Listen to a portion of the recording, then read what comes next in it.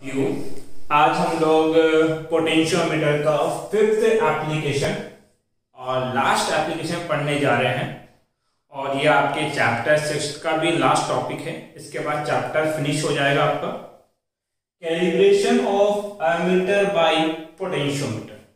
Potentiometer की help से आपको एमीटर का कैलिब्रेशन करना है और इससे प्रीवियस लेक्चर में हमने वोल्टमीटर का कैलिब्रेशन किया था। तो दोनों जो आपके पास सर्किट हैं बनने वाले वो सेम है, दोनों को एक्सप्लेन करने का तरीका सेम है। अगर आपने वोल्टमीटर का कैलिब्रेशन अब तक नहीं पढ़ा तो पहले उसको स्टडी करें, उसके बाद इस टॉपिक पे आप लोग ट्रांसफर हों। इस टॉपिक के बेसिस पे आपको न्यूमेरिकल प्रॉब्लम 6.7 सॉल्व करनी है, जो कि ऑलरेडी यूट्यूब चैनल पे अपलोडेड है। आप YouTube पे जाएं, सर्च करें RBSc physics bye Suresh sir, वहां आपको इस चैप्टर की प्लेलिस्ट मिलने वाली है। उस प्लेलिस्ट में एंटर करें तो वहां पे आपको न्यूमेरिकल प्रॉब्लम 6.7 मिल जाएगा। साथ ही इस टॉपिक के प्रॉपर PDF नोट्स वीडियो के नीचे डिस्क्रिप्शन में गिवन है, तो आप वहां से कॉपी में राइट डाउन करें और समझने का काम यहां करें। आप लोग ध्यान दीजिए, हम पढ़ रहे हैं कैलिब्रेशन। कैलिब्रेशन का मीनिंग मैंने पहले भी एक्सप्लेन किया है, comparison of two instrument result. दो इंस्ट्रूमेंट के रिजल्ट को कंपेयर करना ही क्या बोला जाता है बेटा? कैलिब्रेशन आपके पास बोला जाता है। तो यहां पे वो दो इंस्ट्रूमेंट कौन है सर? एक तो कौन है? एमीटर, दूसरा कौन है? पोटेंशियोमीटर। आपको टोटल दो रीडिंग कैलकुलेट करनी है। एक रीडिंग एमीटर कैलकुलेट करके देगा, तो रीडिंग ऑफ एमीटर, जिसको आप बोलोगे कितना बेटा? आई। भाई एमीटर करंट मेजर करके देगा और एमीटर जो करंट की वैल्यू मेजरमेंट करके देगा उसको किससे डिनोट करने वाले हैं हम लोग? आई से। और एक कौन करके देगा बेटा? पोटेंशियोमीटर। तो रीडिंग ऑफ पोटेंशियोमीटर वो कितना होगा बेटा? आई रेज। ठीक, आपको एक बात कंफर्म पता है कि पोटेंशियोमीटर जो भी मेजर करे वो एक्यूरेट है, मतलब कि ज्यादा एक्यूरेट है कंपेयर टू अदर इंस्ट्रूमेंट आपके पास। तो हमने बोला कि जो पोटेंशियोमीटर की रीडिंग है वो एक्यूरेट रीडिंग है और जो एमीटर रीड कर रहा है उसमें कुछ वैल्यू या तो ज्यादा रीड करी गई है या कुछ डेटा या वैल्यू कम रीड किया गया है। तो इस एमीटर ने कितना ज्यादा या कितना कम रीड किया ये कैसे पता लगेगा? मान लीजिए इसने रीड किया 4.5 एम्पियर और इसने एक्यूरेटली रीड किया बेटा 5 एम्पियर, तो हम बोलेंगे कि एमीटर ने कम रीड किया, मतलब कि रीडिंग में कुछ उसने एरर कर ली। और वो एरर कितने की है? वो एरर है 0.5 एम्पियर की। ये 5 एम्पियर है और ये 4.5 एम्पियर है। तो आपने यहां से क्या कैलकुलेट की बेटा? एरर। एरर भी किसकी? करंट की। और वो एरर कैसे निकाली आपने? डिफरेंस करके। डिफरेंस कर रहे हो, इस पे मैंने क्या लगाया है? डेल आई। और ये जो एरर है इसकी वैल्यू पॉजिटिव भी हो सकती है और नेगेटिव भी आपके पास हो सकती है। इसीलिए हम बोलेंगे प्लस माइनस डेल आई क्या होगा? आई माइनस आई डैश। हमेशा फॉर्मूला यही रहेगा आपके पास। एमीटर जो करंट रीड करेगा उसकी वैल्यू माइनस ऑफ पोटेंशियोमीटर जो करंट रीड करेगा उसकी वैल्यू। अब तक मैंने एक बात बोली, पोटेंशियोमीटर करंट रीड करेगा। कई बच्चों का दिमाग खिसक गया होगा कि सर पोटेंशियोमीटर है। कौन है? पोटेंशियोमीटर। और ये पोटेंशियोमीटर मेजर क्या करता है? पोटेंशियल मेजर करता है। जबकि मैं बार बार क्या बोल रहा हूं, पोटेंशियोमीटर क्या मेजर करेगा? करंट। देखिए आपकी बात करेक्ट है, पोटेंशियोमीटर पोटेंशियल ही मेजर करेगा, बट यहां हमारी रिक्वायरमेंट यह है कि पोटेंशियोमीटर हमें करंट मेजर करके दे। अब अलग हो गया, थोड़ा सा डिफरेंट हो गया। हम एक डिवाइस को कुछ अलग मेजर करवाना चाहते हैं। हम चाहते हैं कि इसका काम तो है पोटेंशियल मेजर करने का, बट हम चाहते हैं कि पोटेंशियल मेजर करके ना दे, हमें क्या मेजर करके दे बेटा, करंट। तो इसके लिए हमें इसमें कुछ जुगाड़ करना पड़ता है। जुगाड़ इसलिए बोल रहा हूं, देखो आपने ओम्स लॉ पढ़ा है, पोटेंशियोमीटर जो पोटेंशियल मेजर करेगा वो कितना होगा, V डैश, और ओम्स लॉ कहता है V डैश इक्वल टू होगा I डैश R, मतलब इतनी करंट कितनी I डैश, रेजिस्टेंस कितना R। पोटेंशियोमीटर मेजरमेंट पोटेंशियल का ही करेगा, बट हम जुगाड़ ये करेंगे कि ये जो रेजिस्टेंस है इसकी वैल्यू लग लेंगे कितनी, 1 ओम। हम एक ऐसा रेजिस्टेंस के अक्रॉस पोटेंशियल मेजर करवाएंगे जिसके रेजिस्टेंस की वैल्यू कितनी हो, 1 ओम आपके पास हो। तो R की वैल्यू कितनी है, 1 ओम आपके पास, R की जगह 1 ओम रख लो, तो बताइए V डैश इक्वल टू क्या हो जाएगा, I डैश। डेट में जो वैल्यू या जो डेटा पोटेंशियल का आएगा वो ही किसका है, करंट का भी है। तो हो गया ना, हमने मेजरमेंट किसका किया, पोटेंशियल के, बट हम उसको किसके बराबर बोल सकते हैं, करंट के। इसका मतलब डायरेक्टली बोले तो पोटेंशियोमीटर से आपने क्या कैलकुलेट कर लिया, करंट। तो जो मैं करने वाला हूं उसकी कहानी मैं यहाँ एक्सप्लेन कर चुका हूं। अब तो बस हमें सर्किट बनाना है और इस कहानी को उसमें क्या करना है, अप्लाई करना है। तो यहां तक का डेटा समझ में आया, हमें ये कैलकुलेट करना है। और इसमें कितने डेटा हैं, 2। एक है एमीटर की रीडिंग माइनस ऑफ पोटेंशियोमीटर की रीडिंग आपके पास। तो एमीटर तो सीधा निकाल देगा, अब ये कैसे निकालेंगे उस पर हम लोग फोकस करेंगे।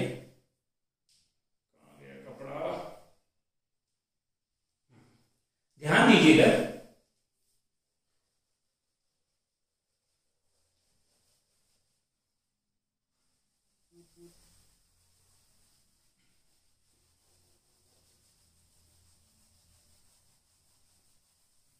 ठीक है। सबसे पहले आपको सर्किट बनाना आना चाहिए बेटा। सर्किट वही बनेगा जो वोल्टमीटर के कैलिब्रेशन में था।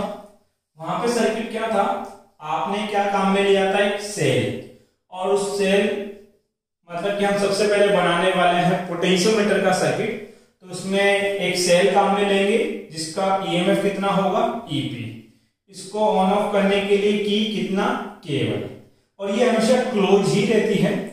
साथ ही इसकी करंट को कंट्रोल करना है, इसलिए रियोस्टेट कितना, RH1, और एक 10 meter long potentiometer wire that is AB। इसको बोला जाता है बेटा प्राइमरी सर्किट ऑफ पोटेंशियोमीटर। जहां भी पोटेंशियोमीटर आ जाए वहां पे ये सर्किट बनेगा ही बनेगा आपके पास। क्लियर है। ये जो पोटेंशियोमीटर है, अज्यूम कर लेते हैं कि पोटेंशियल ग्रेडियंट कितना है, x। इस पोटेंशियोमीटर का पोटेंशियल ग्रेडियंट मैंने कितना अज्यूम कर लिया बेटा, x अज्यूम कर लिया आपके पास। अब हम लोग एक यूज में लेंगे बेटा स्टैंडर्ड सेल। स्टैंडर्ड सेल क्या होते हैं, वो सेल जिसका ईएमएफ या पोटेंशियल कुछ टाइम पीरियड के लिए कांस्टेंट रहता है, फिक्स रहता है, that is called standard cell. 2 type के बताए थे, डेनियल सेल और आपके पास केडीएम सेल आपके पास होगा। तो ये स्टैंडर्ड सेल है और इस स्टैंडर्ड सेल का ईएमएफ फिक्स है 1.08 वोल्ट आपके पास। इसके साथ हम क्या करते हैं बेटा, 1 ओम की एक स्टैंडर्ड रेजिस्टेंस लेते हैं। ये ओम दिखाई दे रहा होगा, 1 ओम का एक स्टैंडर्ड रेजिस्टेंस जिसके अक्रॉस आपको करंट मेजर करनी है और इस सर्किट की करंट को कंट्रोल करना है, इसलिए रियोस्टेट, और ये सेकंड नंबर का रियोस्टेट यूज कर रहे हैं, इसलिए मैंने क्या लिखा, RH2 आपके पास है। साथ ही हमने एक सप्लाई देने के लिए बैटरी जिसका ईएमएफ E, और ऑन ऑफ करने के लिए की कितना बेटा, K2 आपके पास। ये सर्किट हुआ। यहां स्टैंडर्ड सेल और 1 ओम रेजिस्टेंस के बीच में एक टू वे की कनेक्ट कर देते हैं, और टू वे की का ये मिड टर्मिनल हमेशा गैल्वेनोमीटर से ही कनेक्ट होगा, और गैल्वेनोमीटर को हम कनेक्ट कर देंगे ज्योति से। ये टर्मिनल है x, ये है y और ये टर्मिनल कितना है z। x और y टर्मिनल के बीच में अगर आप की इंसर्ट करोगे तो उस की को नाम देना है K3। y और z के बीच में जब आप की इंसर्ट करोगे तो उस की को नाम दोगे कितना K4। ये आपका क्या बन गया सर्किट। अगर आप लोगों को याद है हमने वोल्ट मीटर का कैलिब्रेशन किया था, सर्किट में केवल इतना चेंज है, वहां पे इस 1 ओम की जगह रेजिस्टेंस बॉक्स जोड़ा था, केवल ये वैल्यू चेंज है, बाकी का सारा सर्किट क्या है बेटा सेम है। सबसे पहले हमें इस पोटेंशियल ग्रेडियंट को कैलकुलेट करना है, इसके लिए हम यूज में लेंगे इसको स्टैंडर्ड सेल।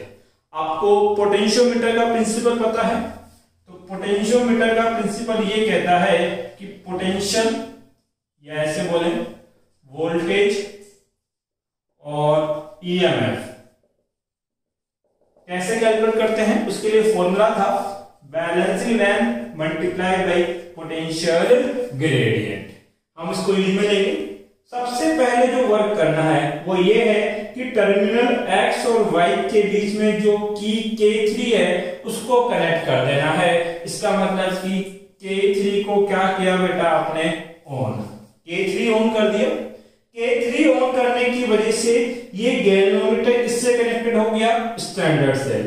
तो इस स्टैंडर्ड सेल के लिए आप बैलेंसिंग लेंथ मेजर करो। बैलेंसिंग लेंथ का मीनिंग ये है कि गैल्वेनोमीटर से जो की अटैच है, जो कि को इस पोटेंशियोमीटर वायर जो AB वायर है 10 मीटर लॉन्ग, इस वायर के ऊपर स्लाइड करो, मतलब यहां टच करके देखो और नोटिस करो कि गैल्वेनोमीटर में कितना डिफ्लेक्शन हो, 0 आपके पास नहीं होगा तो आगे टच करो। मान लो यहां टच किया, अभी भी इसने 0 डिफ्लेक्शन नहीं दिया।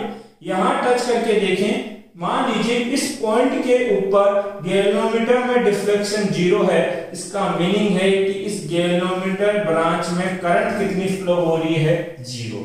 जब इस गैल्वेनोमीटर में 0 डिफ्लेक्शन या 0 करंट शो होता है तो वो जो लेंथ आप मेजर करोगे that is called balancing length. उस लेंथ को क्या बोलेंगे बैलेंसिंग लेंथ। और इस लेंथ का मेजरमेंट आप इस पोटेंशियोमीटर के अक्रॉस एक वुडन स्केल लगा है 1 मीटर का, उसकी हेल्प से कर सकते हो।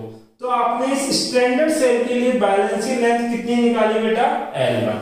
Find the balancing length L1 for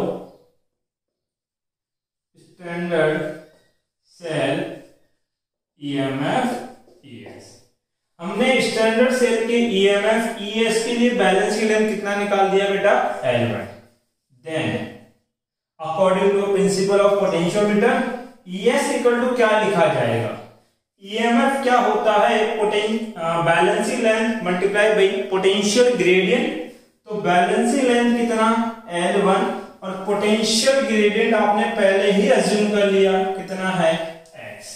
clear है, यहां से x की वैल्यू कैलकुलेट करें ES अपॉन में L1। ये बना इक्वेशन नंबर फर्स्ट। अब तक आपने क्या किया, स्टैंडर्ड सेल को गैल्वेनोमीटर से कनेक्ट किया है और इस स्टैंडर्ड सेल की हेल्प से आपने किसकी डेटा या किसकी वैल्यू कैलकुलेट कर ली, इसके पोटेंशियल ग्रेडियंट की।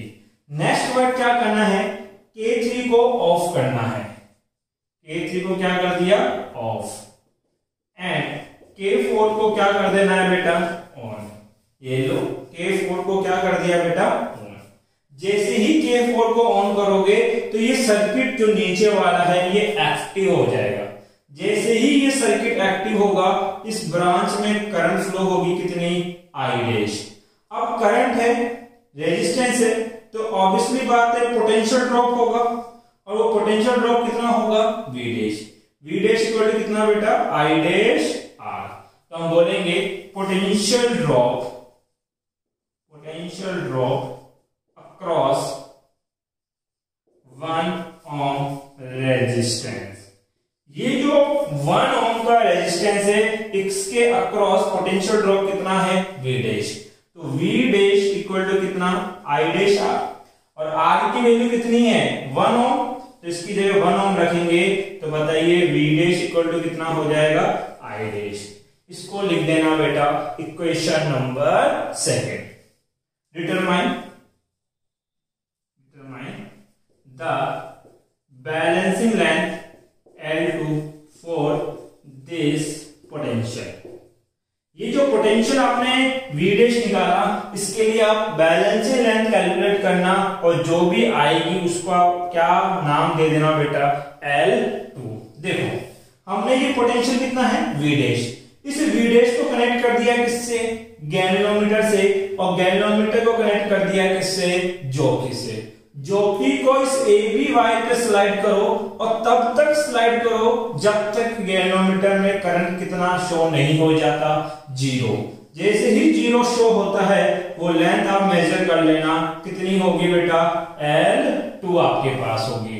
तो the balancing length L2 for this potential, balancing length आपके पास आ गया। तो बताइए V डैश क्या होगा। पोटेंशियोमीटर का प्रिंसिपल कहता है वोल्टेज या पोटेंशियल इक्वल टू होता है balancing length multiply by potential gradient आपके पास। तो बैलेंसिंग लेंथ कितना है आपके पास, सर बैलेंसिंग लेंथ है L2, पोटेंशियल ग्रेडियंट कितना है, x। इक्वेशन फर्स्ट से x की वैल्यू कितनी है, ES बाई L1। तो V डैश इक्वल टू कितना हो जाएगा, L2 ES by L1। Then from equation 2 से आप लिख सकते हो V डैश इक्वल टू कितना, I डैश। तो ये जो V डैश है इसको आप I डैश लिख पाओगे। तो I डैश इक्वल टू कितना बन जाएगा, L2 ES बाई L1।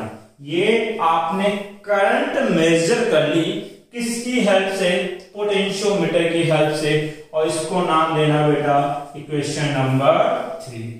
यहां तक आई थी, आप तक किसी को दिक्कत नहीं होगी। एक बार इसका आप स्क्रीनशॉट ले लें ताकि मैं कुछ पार्ट रफ कर पाऊं।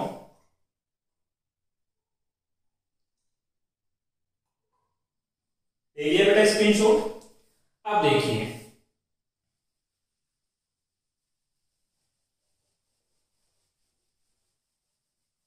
ध्यान देना, यहां आप लोग हमें क्या कैलकुलेट करनी है, इसी कंडीशन पे आप क्या करना, इस 1 ओम के सीरीज के अंदर एक कनेक्ट कर देना एमीटर। तो क्या किया, connect a ammeter with series to 1 ohm आपके पास। तो हम लिखेंगे कनेक्ट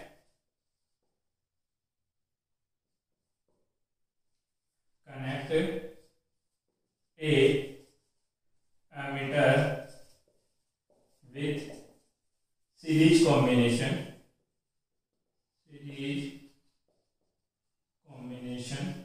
टू 1 ओम रेजिस्टेंस। हम क्या कर रहे हैं बेटा, इस मीटर को इस 1 ओम के साथ सीरीज के अंदर कनेक्ट कर रहे हैं, क्योंकि आपको पता है वोल्टमीटर पैरेलल में कनेक्ट होते हैं और एमीटर सीरीज के अंदर। अब जैसे ही एमीटर सीरीज में कनेक्ट होगा तो ये एमीटर इस ब्रांच में जो करंट जारी है उस करंट का मेजरमेंट करेगा, कुछ रीडिंग देगा, और एमीटर जो करंट मेजर करता है उसको क्या बोलना बेटा, I। And reading of